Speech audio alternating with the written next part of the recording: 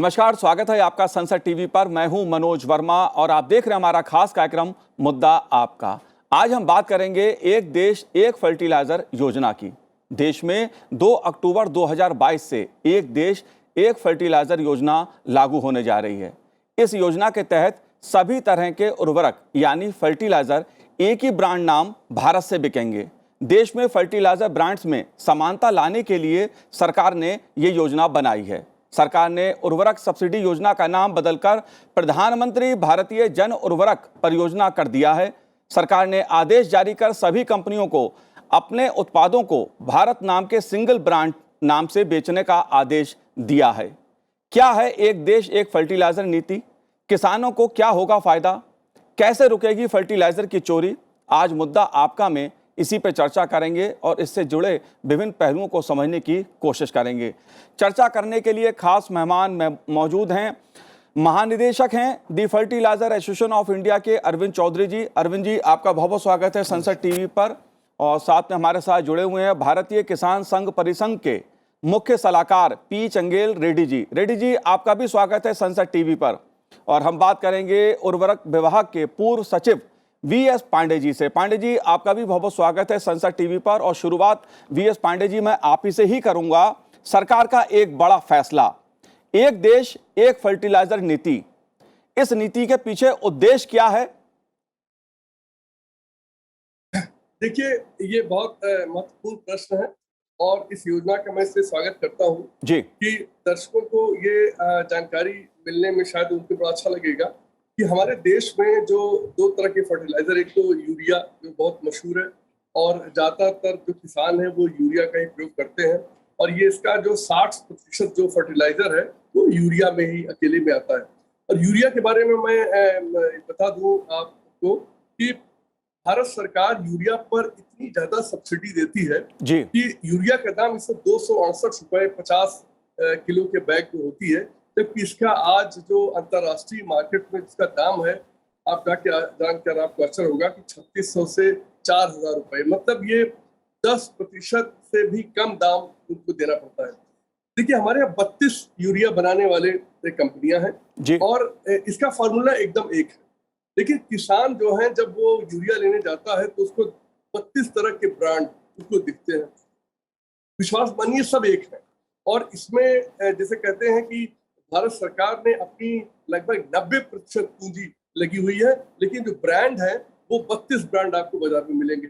इस दृष्टि से ये बड़ा कंफ्यूजन होता है किसान के सामने कि कौन सा ब्रांड ले कौन सा ना ले, और उसको ये असलियत भी नहीं पता लग पाती कि आखिर जो आज उससे यूरिया 268 रुपए 50 केजी का मिल रहा है, इस पे भारत सरकार ने कितना पैसा लगाया है। और जबकि ये जो कंपनियां जो बना के बेच रही हैं वो अपना पूरा मूल्य ले लेती हैं। जैसे मान लीजिए उनकी प्रोडक्शन कॉस्ट 2500-3000 रुपए प्रति 100 किलो की होगी, तो उनको तो पूरा मूल्य मिल गया, क्योंकि भारत सरकार ने किसान से 268 रुपए लेकर बाकी सारे के पैसे की सब्सिडी दे देती है। तो ये एक योजना इस मामले में बहुत अच्छी है। मैं वर्ष 2016 में मैं जब फर्टिलाइजर सेक्रेटरी के पद पर, इसमें ये बात जो है दिमाग में आती थी कि आखिर इतने ब्रांड हम लोग क्यों लेके बैठे हैं, जबकि सारा का सारा बर्डन पब्लिक के पैसे से और देश के पैसे से ही होता है। दूसरा जो है एनपीके और डीएपी खाद, जो बहुत महत्वपूर्ण है और जिसका की उत्पादन बढ़ाने में बहुत, उसमें भी भारत सरकार की जो सब्सिडी है वो 50% के आसपास बैठती है। और इस दृष्टि से इसमें भी अधिकांश जो फास्फोरस और ये जो पोटेशियम का जो हमारे जो है सब हम लोग इंपोर्ट करते हैं, 25% से बनता है पोटेशियम की वो खाद। तो इस दृष्टि से सारा का सारा बर्डन जो है वो भारत सरकार के इस पर आता है, और किसान को कंफ्यूजन ये नहीं रहेगा कि आखिर ये कौन सी हम खाद लें, ये ले कि वो ले। जब एक भारत सरकार के भारत खाद के नाम से बिकेगा, एक तो क्वालिटी कंट्रोल का एक पूरा सिस्टम हो जाएगा, और मुझे लगता है कि इससे किसानों को बड़ी सुविधा होगी फर्टिलाइजर लेने में। और जैसा कि मैं आपसे बता रहा हूँ, 20% किसानों का धन जो खेती में है वो सिर्फ फर्टिलाइजर पे व्यय होता है। इस दृष्टि से यह योजना जाहिर सी बात है पांडे जी, क्योंकि सब्सिडी अच्छी खासी सरकार देती है फर्टिलाइजर पे। जाहिर तौर पे उसके पीछे मकसद यही होता है कि देश की खेती किसानी को फायदा हो, किसान को फायदा हो, लेकिन असल में फायदा जो कंपनियां थीं वो उठा रही थीं। कालाबाजारी का भी एक बड़ा मुद्दा सामने उभर के आता है। रेड्डी साहब, आप कैसे देखते हैं इस नीति को? एक देश एक फर्टिलाइजर जो नीति है, किसानों की दृष्टि से आप कैसे देख रहे हैं? देखिए, इसमें एक दिक्कत है जी किसान फर्टिलाइजर इस्तेमाल कैसे बोले तो इट्स लाइक एक देखिए, कोई आदमी अगर उनका पर्सनल हैबिट हो जाता, जो मेडिसिन लेते, जो कंपनी का रहता, जो चाय पीते, जो खाने का चीजों में ऐसा फर्टी ये जो खेती में एक बहुत सारी इंपॉर्टेंट चीज है, सॉइल का, क्रॉप और दूसरा सीजनल का। देखिए, पिछले 20-30 साल में हमारी देश में जो एग्रीकल्चर का अच्छी तरह से डेवलपमेंट हो रहा, इसमें तो कोई डाउट नहीं है। देखिए, इसमें ये ब्रांड इमेज का एक बड़ा मुद्दा होता है, वेरी इंपॉर्टेंट होता है। क्यों बोले तो ब्रांड का मतलब ये होता है जो कंज्यूमर कस्टमर है ना, उनको जो है वो कंपनी और ब्रांड के ऊपर कुछ उनको जो ही has to have a confidence उसके ऊपर, वो जो उसके ऊपर you have to have the confidence and respect for that particular brand. देखिए, पिछले बहुत सालों से अब आजकल क्या है, फर्टिलाइजर सेक्टर कोऑपरेटिव है, गवर्नमेंट है, प्राइवेट है, वो सारी कंपटीशन है, इसमें कोई दिक्कत नहीं। और जो अगर कंपनियां जो है बहुत कोशिश करके जो है वो कस्टमर किसान को कन्विंस करना है, उनको बोलना भाई हमारी जो ब्रांड है ये सिर्फ क्वालिटी और उसमें बहुत सारी चीजें रहता है, इसी यूरिया का मतलब सब चीजें एक है बोल के तो उसमें थोड़ा सा डिफरेंस ऑफ ओपिनियन है। देखो, साइज ऑफ फर्टिलाइजर और ब्रांडिंग का, पैकिंग का और आफ्टर सर्विस का भी बड़ा इंपॉर्टेंट मुद्दा है जो किसान पे। इसमें मैं भी पढ़ा था वो जो रिपोर्ट के बारे में। अब आप बोल रहे हैं, देखो समझो कोई बंगाल में कोई फर्टिलाइजर की जरूरत है तो गुजरात से क्यों ट्रांसपोर्ट करना और वहीं का वहीं आप मैन्युफैक्चर करके दे दो। ये जरा मुश्किल है किसान की हैसियत से। अब आप देखें तो किसान पिछले बहुत साल से जो क्रॉप के हिसाब से, अब देखिए कोई एक टी गार्डन्स होता, रबर गार्डन्स होता, शुगर केन होता, यहाँ क्या है हर किस्म का जो फर्टिलाइजर हम जो है सिर्फ यूरिया इस्तेमाल नहीं करते, हम जो है डिफरेंट ये DAP, ये बहुत सारी जो डिफरेंट वैरायटीज जो है। क्यों बोले तो खेती में सिर्फ यूरिया से नहीं होता, यूरिया इज पार्ट ऑफ एक चीज है। मेरा ख्याल से देखिए गवर्नमेंट सोचना तो ठीक है, क्यों बोले तो गवर्नमेंट का कुछ उनका खुद समस्या है, प्रॉब्लम्स होगा। क्यों बोले तो बोल रहा था कि बहुत दूर जो है ट्रांसपोर्ट करना, मगर आप प्रैक्टिकल देख लीजिए जरा, किसान को इसमें थोड़ा प्रॉब्लम है। आप बोल सकते हैं ये एक नेशन, किसान की दृष्टि से क्या समस्या है, वो मेरे ख्याल से इसमें थोड़ा सा फिर सोचना है और फिर इंडस्ट्री से भी कंसल्ट करना, फिर किसान से भी कंसल्ट करना। क्यों बोले तो मैं बोल रहा हूँ ना, एक सिर्फ यूरिया से नहीं होता खेती, you have to have a different mixtures रहता। जी, मुझे लगता है कि कंपनी का जो कॉन्फिडेंस रहता। रेड्डी साहब एक दृष्टिकोण आपका हो सकता है, लेकिन अगर एक देश एक फर्टिलाइजर नीति की बात हो रही है और एक ब्रांड भारत, वो अपने में मुझे लगता है कि सरकार ने बहुत सोच समझ के ये फैसला किसानों के हित में लिया है। आप कैसे देखते हैं अरविंद जी इस पूरे सरकार के फैसले को? ये बड़ा सराहनीय कदम सरकार ने उठाया है निश्चित तौर पर, और इसमें सबसे पहले आपको अवगत करा दें कि उद्योगों से पूरा विचार विमर्श करने के बाद ये निर्णय लिया गया है। उद्योगों से चिंतन शिविर के अंदर खुद उद्योगों द्वारा ये सुझाव भी दिया गया कि वन नेशन वन यूरिया होनी चाहिए, वन फर्टिलाइज़र होना चाहिए। उसके बाद मंत्रालय में निरंतर इस पर चिंतन हुआ है, होने के बाद ही ये निश्चित किया कि एक देश एक उर्वरक होना चाहिए। अब यहाँ सवाल ये उठता है कि किसानों भाइयों के ऊपर क्या उसके असर पड़ रहा है। जैसा हमारे सचिव महोदय ने, पूर्व सचिव महोदय ने कहा भी है कि निश्चित जो गुणवत्ता है ये सबसे बड़ा मुद्दा है इसके अंदर। किसान भाई हमारे, इनको मालूम है कि हमें हरे बैग में NFL का मिलता था, इफ्को का मिलता था, पीले बैग में, जिस बैग की पहचान के आधार पर वो उत्पाद को खरीदता था। जी, यही चीज़ को, मुद्दे को ध्यान रखते हुए अब उर्वरक का बैग अलग कलर का होगा, NPK का अलग कलर होगा, MOP का अलग कलर का होगा और SSP का अलग बैग का कलर होगा। उसमें 2/3 भाग उनको दिया, भारत यूरिया लिखा जाएगा, प्रधानमंत्री उर्वरक जन योजना लिखा जाएगा, और 1/3 भाग उस कंपनी को दिया जाएगा जो कि अपना ब्रांडिंग कर सके उसमें। जी, अब इससे सबसे पहली आशा बनती है कि जो गुणवत्ता, एक ही ज़िले में कई खाद कंपनियां अपनी सप्लाई कर रही थी, जिससे कि गुणवत्ता पे समस्या खड़ी होती थी, वो गुणवत्ता की समस्या एक के ऊपर आएगी, ना कि 10 कंपनियां अगर माल सप्लाई कर रही थी। और सबसे बड़ी चीज़ की इस, जैसा सर ने बताया अभी आपको, कि इस पर 10% का भी भाग किसान भाइयों के ऊपर नहीं जाता है। आपका यूरिया में 50% पीएन के, डीएपी और एसएसपी, ये सारा भार सरकार खुद वहन कर रही है जी। अब इतनी विषम परिस्थितियां होने के बाद भी, यूक्रेन रसिया वार होने के बाद भी, डॉलर के मूल्य बढ़ने के बाद भी, सरकार ने ये भार किसानों पे कहीं से नहीं डाला है कि कहीं से भी डाला हो। किसान भाइयों को वही रेट पे उपलब्ध कराने के प्रतिबद्ध है सरकार कि हम आपको वही रेट पे ही यूरिया आपको उपलब्ध कराएंगे। अब रही बात कि हमारे किसान भाइयों को थोड़ा सा एक नए परिवर्तन को स्वीकार करने के लिए थोड़ा सा कंपनियों को भी मोटिवेशनल प्रोग्राम ऑर्गेनाइज करने पड़ेंगे, डिमॉन्स्ट्रेशन करना पड़ेगा, उनको समझाना पड़ेगा, और एक की निर्धारता निश्चित करनी पड़ेगी, एडवांस प्लानिंग कंपनी को करनी पड़ेगी कि हमको जो जिला हमको मिला है, क्योंकि अभी इसमें बहुत बड़ा भाग ट्रांसपोर्ट सब्सिडी पे जाता है। जी, मैं जो ढुलाई की बात है, सब्सिडी की बात है, ये दो मुद्दे ऐसे हैं जिस पे सरकार के खजाने पे खासा बोझ आता है, उसको भी मैं समझने की आपसे कोशिश करूंगा। लेकिन पांडे जी, जो बात अभी रेड्डी जी ने उठाई, खुला बाजार है, खुली मार्केट व्यवस्था है हमारी, उसमें अगर अलग अलग कंपनियां अलग अलग ब्रांड के नाम से चीजें बेच रही, फर्टिलाइजर बेच रही थी या किसानों तक पहुंचा रही थी, तो उसमें समस्या क्या थी, क्या दिक्कतें थी? देखिए, इसमें बड़ा सीधा सा इसका ये उत्तर है। आप ये सोचे कि यूरिया किसी भी ब्रांड से बिक रही हो, वो एक ही है, कोई फर्क नहीं है। देखिए, कंपनियां जो इस बिजनेस में है, वो चाहेंगी कि उनका माल ज्यादा बिके क्योंकि उनका मुनाफा ज्यादा होगा, लेकिन उसका जो भार है वो क्या आता है। देखिए, कोरमंडल में, साउथ की कंपनी में, एफएसीटी कंपनी में, मद्रास फर्टिलाइजर का माल आप गोरखपुर और बिहार और झारखंड आके बेच रहे हैं। अब ये जो ट्रांसपोर्टेशन, देखिए माल एक ही है, जो माल बन रहा है गोरखपुर के फर्टिलाइजर प्लांट में, जो बनेगा सिंदरी फर्टिलाइजर प्लांट में, वो सब एक ही है, एक ही टेक्नोलॉजी, एक ही प्रोडक्ट, एक ही उसकी वो।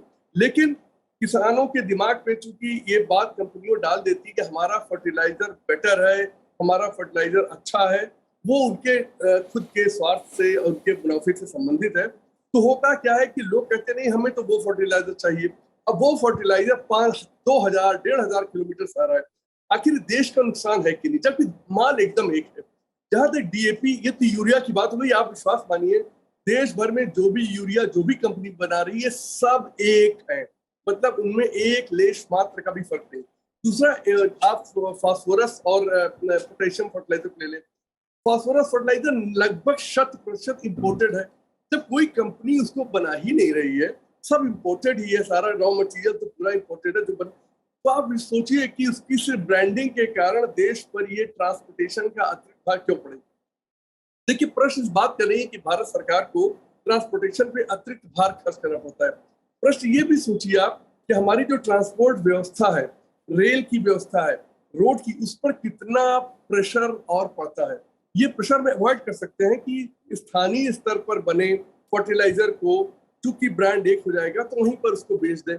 तो जहां हमारा नेटवर्क, ट्रांसपोर्ट नेटवर्क और चीजें कैरी करने के लिए खाली हो जाएगा, सरकार की और देश की बचत होगी, उतना डीजल नहीं खराब होगा, उतना पेट्रोल नहीं खराब होगा, सब्सिडी बचेगी और फर्टिलाइजर किसान को एकदम उसी क्वालिटी का मिलेगा, चाहे वो किसी ब्रांड नेम से आ रहा हो। अब भारत ब्रांड नेम से आएगा तो इसमें किसी को कोई दिक्कत नहीं होगी। ये सिर्फ समझाने की जरूरत है कि हमारे किसान भाइयों को कि जो भी माल आपको मिल रहा है, जो भी प्रोडक्ट, जो भी फर्टिलाइजर आपको मिल रहा है, उसकी गुणवत्ता आपके पहले जिस फर्टिलाइजर को आप पसंद करते थे उससे लेश मात्र भी अलग नहीं है, उससे इंफीरियर नहीं है। इस काम को करने के लिए कंपनियों को भी थोड़ा प्रयास करना होगा। भारत सरकार की तो हम लोग की जो ये एजेंसी है नीचे के लेवल पर, स्थानीय लेवल, उनको भी काम करना होगा। मुझे विश्वास है कि जल्दी ही इसकी एक्सेप्टेबिलिटी पूरे देश में बच जाएगी और देश का इसमें लाभ है, ये बड़ा स्पष्ट है। जी, रेड्डी साहब, आपने सुना पांडे जी को, इसमें लाभ ही लाभ दिख रहा है, किसान का भी लाभ है, सरकार की अर्थव्यवस्था को भी लाभ है, हर तरह से लाभ है। आप कैसे देख रहे हैं इस पॉलिसी को? खास तौर से अगर मैं काला बाजारी की बात करूं तो एक बड़ी समस्या पैदा होती थी, एक ही माल है लेकिन अलग अलग ब्रांड के नाम से बिकता था, काला बाजारी हो रही थी। देखिए, काला बाजारी पर भी इस पे बहुत रोक लगेगी। एक तो मैं आपसे कहूं कि एक ये नीम कोटिंग जो हमारे प्रधानमंत्री जी ने आते ही एक नीम कोटिंग की जो व्यवस्था की थी। देखिए, यूरिया की सबसे ज्यादा काला बाजारी की समस्या यूरिया में थी जी। एनपीके फर्टिलाइजर और डीएपी का कुछ इसमें दिक्कत। बिल्कुल पांडे जी, मैं आपसे समझूंगा इस बात को। पांडे जी, रेड्डी जी, आप कुछ कहना चाह रहे हैं इस मुद्दे पर? देखिए, एक चीज आप देखिए, गवर्नमेंट जो भी अगर ऐसी जो नेशनल लेवल पे बहुत बढ़िया पॉलिसी का चेंजेस लाना चाहे तो बहुत गवर्नमेंट जरा बहुत सारी होशियारी रहना, प्रिपरेशन रहना। पिछले आपको मालूम है 2 साल के पहले जब एक्ट आया था, गवर्नमेंट जल्दी जल्दी ला लिया और उसके जो किसान की आंदोलन हुआ फिर उसको विथड्रा की। इसमें भी बहुत सारी दिक्कत है। देखिए, ये फर्टिलाइजर का वन नेशन, ये फर्टिलाइजर वन फर्टिलाइजर ऐसा ईजी नहीं है। अब मैं एक चीज पूछता हूँ आपसे। देखिए, हम समझो मैं छत्तीसगढ़ झारखंड में हम जो एक फसल तैयार कर रहा और हमको जो है एक साउथ का ब्रांड और नहीं तो इफ्को का ब्रांड के ऊपर भरोसा है। अगर समझो आइंदा दिनों में अगर आप एक फर्टिलाइजर एक देश का बारे में अगर इफ्को का या नहीं तो कोरोमंडल का डिस्ट्रीब्यूशन आप छत्तीसगढ़ झारखंड में रोक दिए कि आप बोले किसान को वही लोकल जो इंडस्ट्री है उनसे लो बोले, तो अगर इंडस्ट्री कल नहीं हो सकता, उसका स्टैंडर्ड नहीं हो सकता, हमको भरोसा नहीं है। देखिए गवर्नमेंट सोचना ठीक है, कुछ प्लान ऑफ एक्शन तो रहते, मगर ऐसी चीजें अगर आप नेशनल लेवल पे लेना, मेरे ख्याल से बहुत सारी प्रिपरेशन चाहिए। आप ऐसा नहीं है कि आप थोड़ी इंडस्ट्री से आप डिस्कस करके आप डिसीजन ले, नहीं। हम देखिए, हम जहां तक किसान की मामला है, हमारा 2-3 चीज है आप याद रखना। एक जो है, हम भरोसा पे चलते जी, और फर्टिलाइजर ऐसा है कि वो हमारा खेती और फर्टिलाइजर का we are all interrelated, intermix, और उसमें भी डिलीवरी का सिस्टम भी है हमारा। अब आप देखिए, मैं 2 ही कंपनी, दूसरा भी अच्छा है। देखो, इफ्को और कोरोमंडल के बारे में आपको बताता हूँ, इतनी अच्छा एकदम फर्स्ट क्लास सर्विसिंग है। इसका मतलब ये नहीं है कि दूसरा है ही नहीं, बट ऑलवेज प्रेफरेंस, नंबर 1 कौन, नंबर 2 कौन, नंबर 3 कौन। अब इसमें जो है आप याद रखना कि फर्टिलाइजर जो बहुत सारी सेंसिटिव इश्यू है, और इस वक्त देश में किसान 2 चीजें प्रॉब्लम हो रहा। एक जो है हमारी जो खर्चा बहुत ज्यादा होते चले गए पिछले 1-2 साल के अंदर, हमारा ये बहुत सारी चीजें इन्वेस्टमेंट ज्यादा हुआ और प्राइस जो है अल्टरनेटिव नहीं हुआ। अब जो गवर्नमेंट अब 2 तारीख से अब आप शुरू करके अगर 1-2 महीने के अंदर पूरा देश में अगर बदलना चाहे तो मेरे ख्याल से गवर्नमेंट जरा होशियारी से रहना अच्छा है। ये तो एडवाइजेबल नहीं है। आप टाइम ले लो, 2-3 साल ले लो और आइंदा आराम से करो। आप ऐसा जल्दी करें तो प्रॉब्लम आ जाती है। दिस इज माय पर्स, मैं एडवाइस, और हमारी संगठन भी हम खुद देखिए बिल्कुल आपका काम करते हैं। इनपुट इंडस्ट्री नहीं तो किसान नहीं है, और ऐसी प्रोसेसिंग एक्सपोर्ट नहीं तो भी किसान नहीं है। और ये जो जाहिर सी बात है रेड्डी जी, आपके संगठन का एक ये दृष्टिकोण हो सकता है, एक पक्ष हो सकता है, लेकिन देश के किसान के सामने ये समस्या रही है। जिस तरह काला बाजारी उर्वरक के नाम पे, फर्टिलाइजर के नाम पे होती रही है, किसान खुद 2-4 उस समस्या से हुआ है। सब्सिडी सरकार दे रही है, मोटा मुनाफा कमा रही है कंपनियां, किसान को पल्ले क्या पड़ रहा है? अरविंद जी, एक बहुत बड़ा सवाल, सरकार सब्सिडी देती है, हैवी सब्सिडी दी जाती है फर्टिलाइजर पे किसानों को, लेकिन तब भी किसान को अक्सर मैं सुनता हूं कि फर्टिलाइजर समय पे मिली नहीं मिली, गुणवत्ता उसकी कैसी है। दोनों मुद्दा जो आपने उठाया है जी, प्रॉपर सप्लाई का, और दूसरा किसानों को उपलब्ध कराने का कि प्रॉपर सप्लाई हो और सब्सिडी उनको मिले। तो ये जो सबसे बड़ी चीज़ वन नेशन वन फर्टिलाइज़र के अंतर्गत सबसे बड़ा मुद्दा यही है कि जो कंपनी को वो जिला मिला हुआ है, जो क्षेत्र मिला हुआ है, जिसको क्षेत्र अलॉट किया गया है, वो सरकार ने अलॉट किया है, अब उसको एडवांस प्लानिंग करनी पड़ेगी कि हमारे इस डिस्ट्रिक्ट में कितना रिक्वायरमेंट है, और एडवांस प्लानिंग करके पहले ही स्टोरिंग शुरू कर देंगे। अभी क्या होता था, 10 कंपनियां वहाँ सप्लाई कर रही थी, कभी किसी के ऊपर भार जाता था, कभी किसी के ऊपर भार जाता था। तो इस तरीके यहाँ पे जो भी कंपनी जो क्षेत्र मिलेगा उसको, वो पहले से एडवांस प्लानिंग करके उसकी उस पर वो निर्भर होगा कि हम अपना कितनी रिक्वायरमेंट रबी की है, कितनी खरीफ की, पहले से हम एडवांस प्लानिंग करके वहाँ पे हम इतना स्टॉक उपलब्ध करावें। पहली बात। दूसरी बात गुणवत्ता वाली बात है। अभी तक गुणवत्ता कई कंपनियों को होने के कारण आपस में कभी उसकी गुणवत्ता खराब बताई जाती थी। अब तो हम अगर अकेले सप्लायर, हमारी ही गुणवत्ता खराब बताई जाएगी ना, तो कम से कम इमीडिएटली उसको टेकअप किया जा सकता है, उसका लाइसेंस कैंसिल किया, उसकी सप्लाई बंद की जा सकती है। और दूसरी चीज़ जो एक मुद्दा था सबसे बड़ा हमारे रेड्डी भाई ने उठाया है कि वो कंपनी बंद हो गई, जिसको, ये सरकार की जिम्मेदारी है।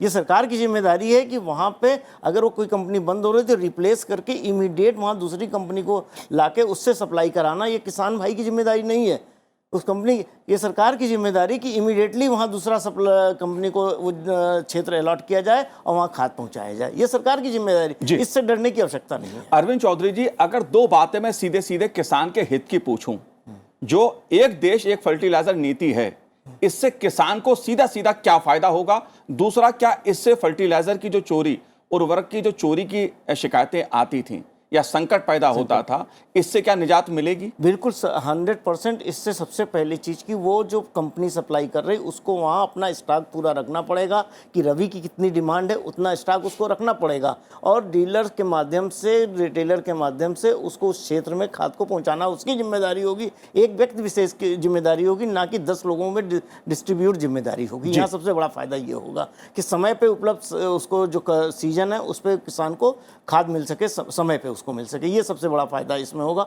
और दूसरी चीज गुणवत्ता भी। अब दूसरी चीज जो आवश्यकता है सबसे, इसमें एक छोटा सा भाग और बहुत ज़्यादा इंपॉर्टेंट है, सर ने भी बताया जैसे कि जो हमारी सॉइल है, ज़मीन है, उसको हर में यूरिया नहीं ज़रूरत है, उसको पीएनके की भी ज़रूरत है, उसको डीएपी की भी ज़रूरत है, उसको एमओपी की भी ज़रूरत है या एसएसपी की ज़रूरत है।